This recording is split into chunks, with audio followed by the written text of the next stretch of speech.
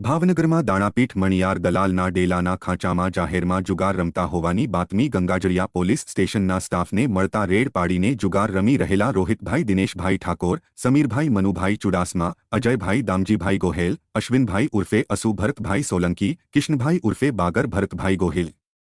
ઈશ્વરભાઈ મનસુખભાઈ મકવાણા અને જીતેશભાઈ ઉર્ફે જીતો બાબુભાઈ ચુડાસમા સહિત 7 વ્યક્તિઓને ગંજીપત્તાના પાના અને રોકડા ₹79,140ના મુદ્દામાલ સાથે ઝડપી લઈ આગળની કાર્યવાહી હાથ ધરી હતી।